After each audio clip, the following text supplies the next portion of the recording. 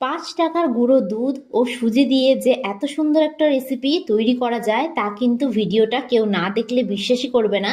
5 minute সময় থাকলে কিন্তু আপনারা এই রেসিপিটা তৈরি করে ফেলতে পারবেন। তাছাড়া বাচ্চাদেরকে যদি এই রেসিপিটি তৈরি করে দেওয়া যায় তাহলে কিন্তু বাচ্চারা খুব পছন্দ করবে আর বারবার রিকোয়েস্ট আসবে আপনার কাছে এই রেসিপিটি তৈরি করার জন্য। তো চলুন দেখে নেওয়া যাক আজকে আমার এই রেসিপিটি। তো ভিডিওটা শুরু থেকে শেষ পর্যন্ত দেখার জন্য আপনাদের কাছে আমার অনুরোধ রইল। সবার প্রথমে আমি এখানে নিয়ে নিয়েছি একটা মিক্সিং জার। এবার আমি এর মধ্যে দিয়ে দেব মেজারিং কাপের 1 কাপ পরিমাণে সুজি। আমি এখানে 100 গ্রাম সুজি দিয়ে দিয়েছি। এবার আমি এর মধ্যে দিয়ে দেব 4 টেবিল স্পুন পরিমাণে ময়দা ও দিয়ে দিচ্ছি আমি এর মধ্যে চিনি। চিনিটা অবশ্যই আপনারা আপনাদের টেস্ট অনুযায়ী দেবেন। আমি এর মধ্যে দিয়ে দিচ্ছি 5 টাকা দামের একটা গুঁড়ো দুধের প্যাকেট। এবার এই সমস্ত শুকনো উপকরণগুলোকে আমি কিন্তু একটু পেস্ট করে নেব। এবার মিক্সিং জারের ঢাকনা আমি বন্ধ করে এগুলোর একটা ড্রাই পেস্ট আমি তৈরি করে নিচ্ছি। তো দেখুন এইরকম ভাবে কিন্তু ড্রাই পেস্টটা আমি তৈরি করে নিয়েছি। এবার এখানে একটা বড় মিক্সিং বোলের মধ্যে আমি এটাকে ঢেলে দেব। এবার একটা হ্যান্ড মিটারের সাহায্যে আমি খুব ভালোভাবে একটু মিশিয়ে নেব। আপনাদের হাতের সামনে যদি হ্যান্ড মিটার না থাকে তবে আপনারা কিন্তু একটা চামচ দিয়েও ভালো করে মিশিয়ে নিতে পারেন। এবার আমি এর মধ্যে অ্যাড করে দিচ্ছি সামান্য কুসুম গরম জল। জলটা কিন্তু খুব ঠান্ডাও হবে না আবার খুব গরমও হবে না। সামান্য সামান্য জল দিয়ে কিন্তু এটাকে আমি খুব ভালোভাবে একটু গুলে নেব। একবারে কিন্তু পুরো জলটা দেবেন না, তাহলে কিন্তু ব্যাটারটা পাতলা হয়ে যেতে পারে। আমার এই ভিডিওটা যদি আপনাদের কাছে ভালো লেগে থাকে তাহলে অবশ্যই একটা লাইক করবেন। আর যারা যারা আমার চ্যানেলের নতুন বন্ধু তারা অবশ্যই আমার চ্যানেলটি সাবস্ক্রাইব করে দেবেন। আমার ভিডিওর আপডেট সবার আগে পেতে পাশে থাকা বেল আইকনটা ক্লিক করতে ভুলবেন না।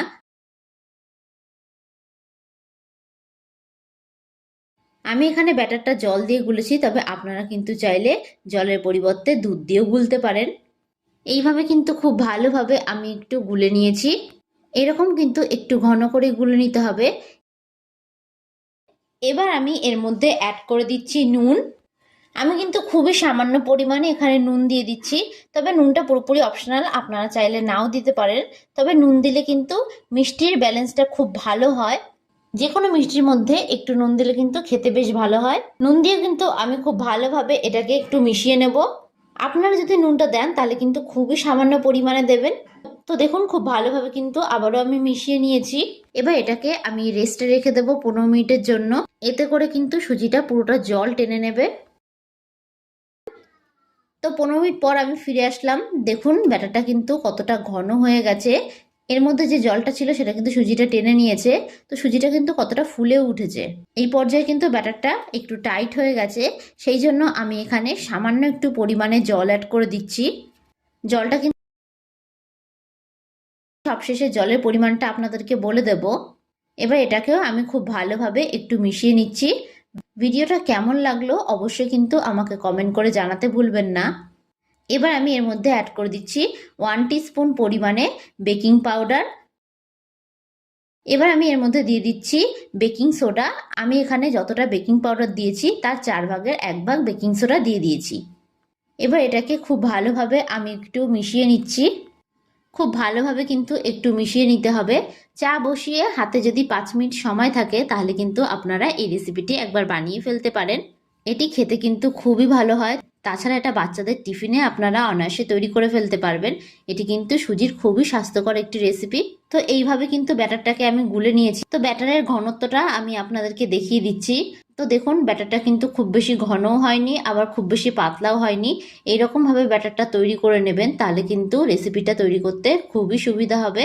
আমি যেহেতু এখানে 1 কাপ পরিমাণে সুজি ও 4 টেবিল স্পুন ময়দা নিয়েছিলাম, সেই জন্য কিন্তু আমি এখানে 1.5 কাপ পরিমাণে জল দিয়ে দিয়েছি। তো ব্যাটারটাকে কিন্তু ঠিক এই রকম ভাবে একটু গুলে নেবেন। এবার অন্যদিকে আমি একটা আপ্পে প্যান বসিয়ে দিয়েছি। গ্যাসের ফ্লেমটাকে হাই রেখে প্যানটাকে আমি খুব ভালোভাবে একটু গরম করে নেব। প্যানটা কিন্তু খুব ভালোভাবে গরম হয়ে গেছে। এবার আমি এর মধ্যে একটা ব্রাশের সাহায্যে চারিদিকে একটু সাদা তেল ব্রাশ করে দেব। আপনাদের হাতের সামনে যদি ব্রাশ না থাকে তবে সেক্ষেত্রে আপনারা কাগজ অথবা একটা কাপড় দিয়েও প্যানের চারিদিকে তেলটাকে এইভাবে মাখিয়ে নিতে পারেন। তো প্যানটা কিন্তু খুব গরম হয়ে গেছে। এবার আগে থেকে যে সুজির ব্যাটারটা আমি গুলে রেখেছিলাম সেটা 1 হাতা পরিমাণে দিয়ে দেব।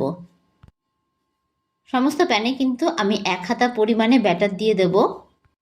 আর একটু খালি রেখে কিন্তু ব্যাটারটা দেওয়ার চেষ্টা করবেন।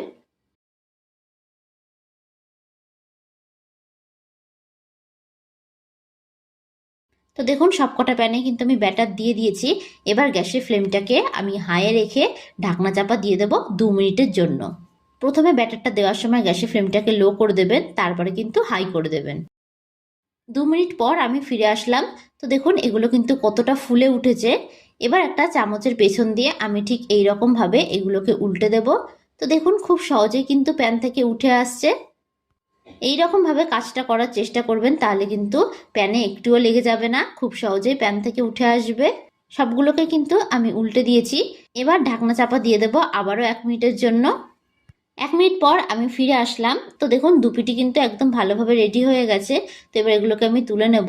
ভিডিওটা ভালো লাগলে অবশ্যই একটা লাইক করে দেবেন। আর যারা যারা আমার চ্যানেলে নতুন বন্ধু তারা অবশ্যই আমার চ্যানেলটি সাবস্ক্রাইব করে দেবেন। আমার ভিডিওর আপডেট সবার আগে পেতে পাশে থাকা বেল আইকনটা ক্লিক করতে ভুলবেন না। আর যারা যারা ফেসবুক থেকে দেখছেন তারা রনিতাস ফুড প্লেস পেজটিকে ফলো করে দেবেন। তো ভিডিওটা শেষ পর্যন্ত দেখার জন্য আপনাদেরকে আমি অসংখ্য ধন্যবাদ জানাই। তো দেখুন খুব সুন্দরভাবে তৈরি হয়ে গেছে কিন্তু আমাদের সুজি দিয়ে এই রেসিপিটি।